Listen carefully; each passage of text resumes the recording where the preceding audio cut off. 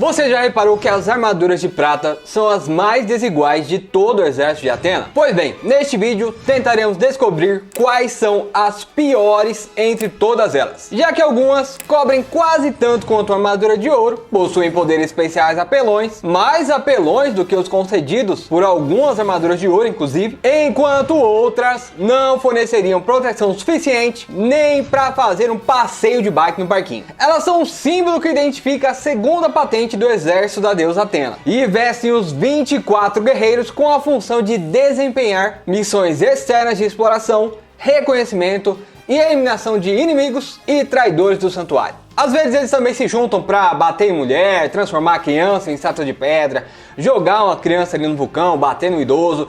Mas essa parte aí é melhor a gente deixar pra lá, né? Vamos aos critérios para avaliar as piores armaduras de prata do anime e mangá clássico. Critério 1, habilidade especial. Lógico que, sendo as 5 piores, vão ser armaduras que mal fazem o básico. Sendo assim, sem nenhuma habilidade especial, como o escudo que faz gente virar pedra ou a lira de Diazepam.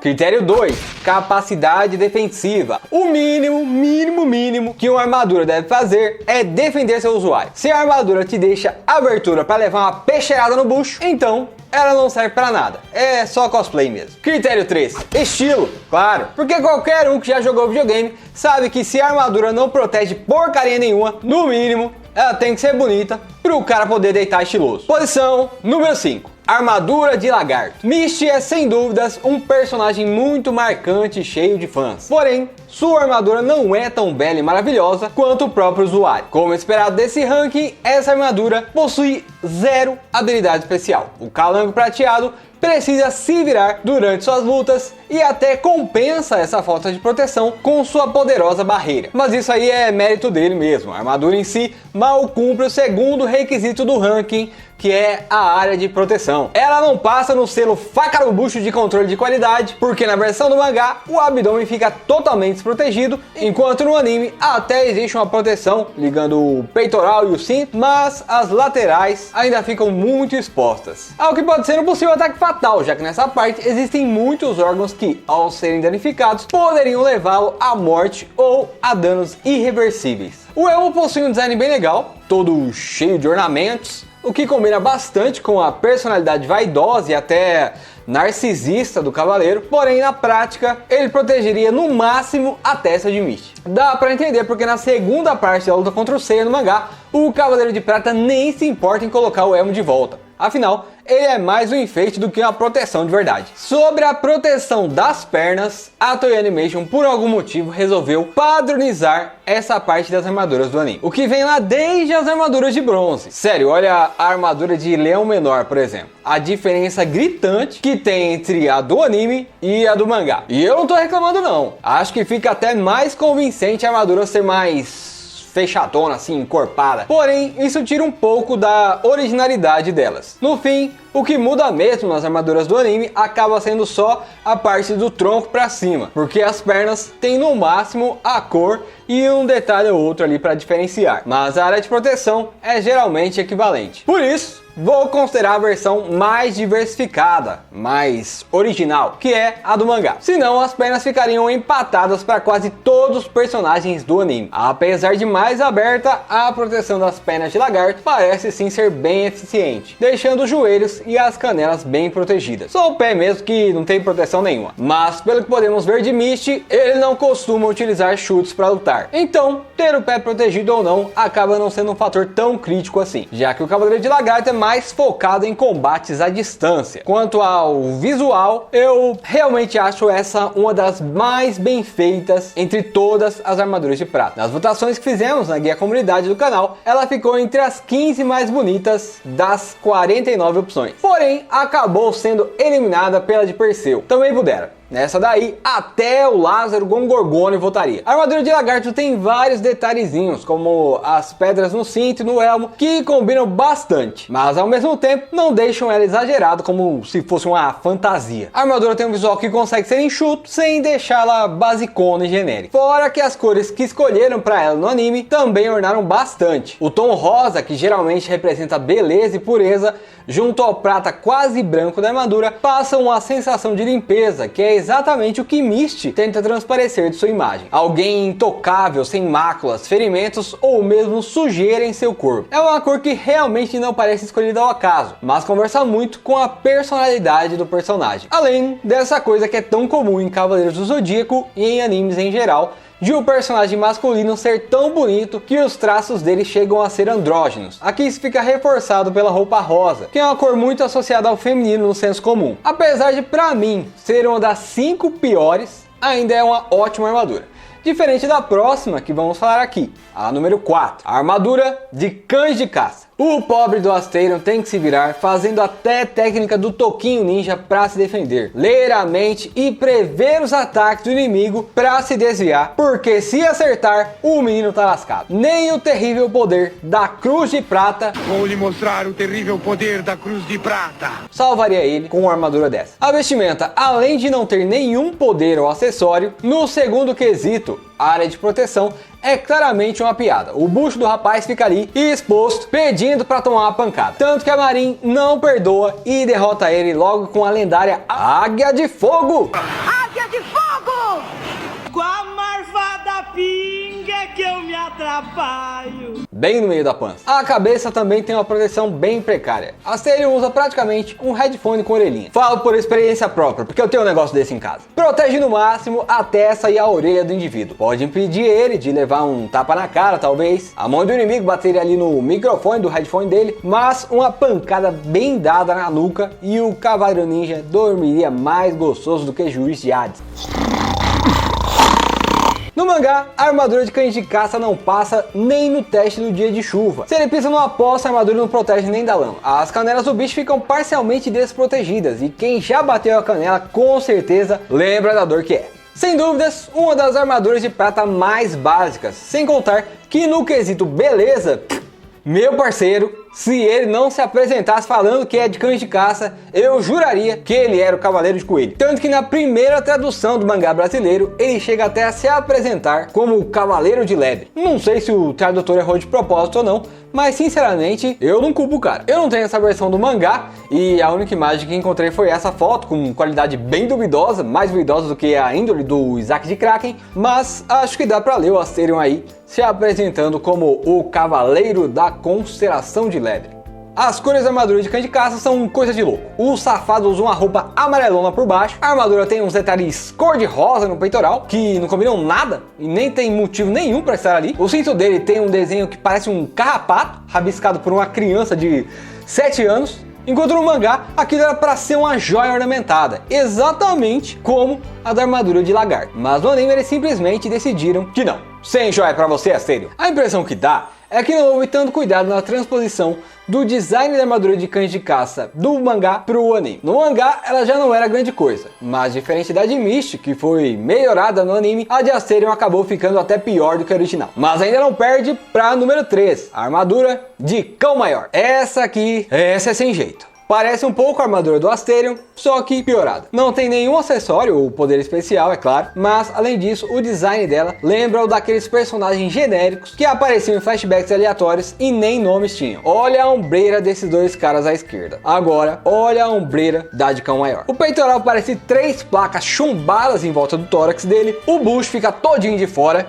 e no mangá parece que a caneleira é curta pra ele. O cavaleiro da geração anterior devia ser anão, porque a armadura mal chega à metade da canela. A cor da armadura no anime é bem apagada, um roxo claro com azul e cor de rosa. Talvez por ser um personagem com uma participação tão curta, a Toei Animation não se ligou muito em caprichar o visual dele. Afinal, nem o efeito de metal, que é típico de todas as armaduras do anime, aparece na pintura dela. Parece que é uma vestimenta opaca, feita de plástico ou alguma coisa do tipo. O elmo é quase igual ao do Asterion, mas ao invés de 2 antenas, ele tem 4. Pelo menos, ele não tem o carrapato no cinto, mas ao invés disso, tem um V, que deve significar vira-lata, sei lá. Vede, verdadeiramente eu não faço a menor ideia. Se você tem algum palpite ou sabe a verdade deste mistério, comenta aí embaixo. Mas me parece uma escolha aleatória só porque era um pouco mais fácil de desenhar do que os símbolos que o Kurumada fez no cinto no mangá. Terceira entre as piores, parece até uma boa posição para um personagem que é praticamente um figurante com o nome. Então vamos para a medalha de prata das armaduras de prata. A armadura de Ofiuco, ou Serpentário, ou mais conhecida aqui no Brasil como armadura de cobra da China. Aqui não tem muita surpresa, é bem comum em qualquer obra ficcional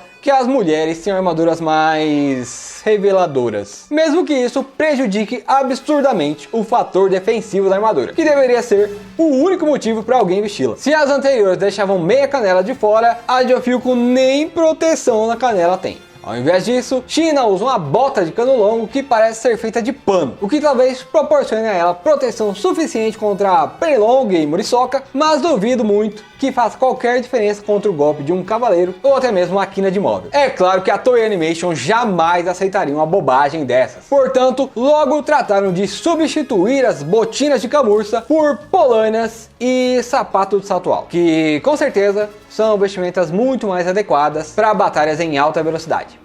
A armadura de Ofiuco é a que menos tem diferenças nas versões anime e mangá. A original tinha uma calcinha de prata, mas fora isso, ambas são compostas somente por joelheiras, proteção somente por braço esquerdo, peitoral, ombreiras e a parte da cabeça que não protege nem a testa. Se não tivesse a máscara, ela teria zero proteção. Seria só um acessório para prender o cabelo mesmo. Quanto à coloração, a equipe do anime acertou em cheio, já que roxo é uma cor muito associada na cultura pop a vilões ou personagens corrompidos. E China é apresentada inicialmente como sendo uma pessoa xenofóbica, intolerante e injusta, levando em conta que a armadura de Pegasus foi conquistada honestamente e mesmo assim ela queria roubá-la de Seiya. Certamente a primeira antagonista relevante de toda a série, ela jura que irá se vingar de Seiya logo no começo da história e no anime ela o enfrenta várias vezes. Fora isso, é uma cor muito relacionada também a veneno, o que faz sentido pela temática de serpente da armadura. E apesar de ela não possuir nenhuma técnica que seja literalmente venenosa, dá pra ver que a coloração escolhida teve um propósito. Ela não é roxa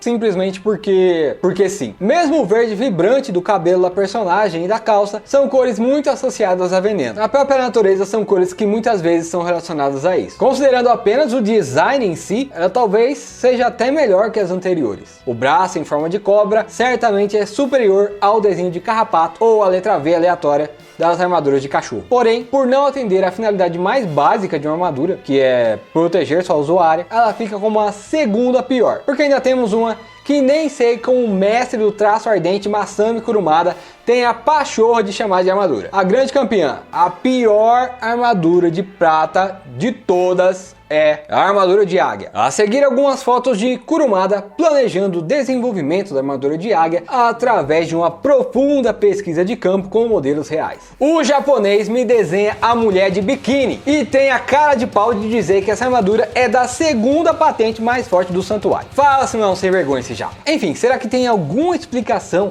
mesmo que meia boca, para as armaduras dela serem assim? Segundo a enciclopédia Taisen, a China, por exemplo, aproveita-se da agilidade e leveza que só uma mulher pode ter ao lutar. Já quanto a Marin, ela diz que golpes de grande agilidade são seu ponto forte. Portanto, poderíamos passar um pano para esse design econômico das armaduras delas por serem guerreiras focadas em agilidade e por isso as próprias armaduras priorizarem a leveza na movimentação. Isso até faria sentido se os caras mais rápidos da história, os Cavaleiros de Ouro, que se movem na velocidade da luz, não vestissem armaduras completamente fechadas. Mas fica aí a seu critério aceitar essa justificativa de as armaduras focarem mais em agilidade ou não. O design da armadura de águia é bastante bonito, os detalhes no protetor do braço, no pescoço e na tiara do cabelo, digo, no diadema da armadura sagrada, são bem caprichados e tem neles os motivos da águia, a simbologia da constelação. Não estou ali por acaso ou só para encher linguiça. Porém, a área de cobertura consegue ser ainda pior do que a da China, deixando parte do busto e até um dos ombros da Marin descobertos. A armadura dela consegue ser pior até mesmo do que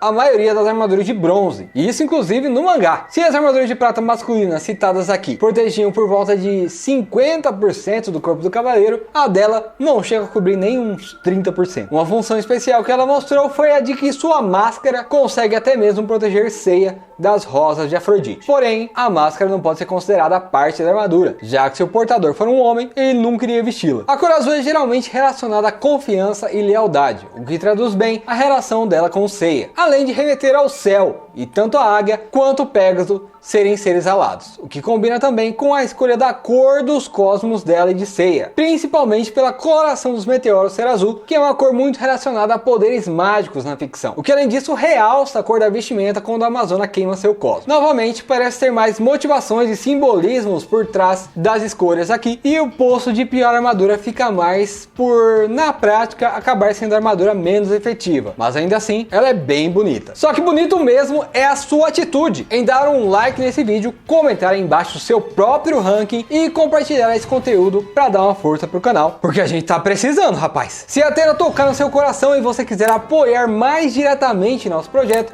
considere se tornar um membro aqui do canal, deixar uma doação pelo Valeu Demais, ou confira outras formas de ajudar a gente aí na descrição e no comentário fixado. Se você quiser ver um ranking de poder com todos os Marinas de Poseidon, clica no vídeo que vai aparecer aqui, ó. Valeu, até mais!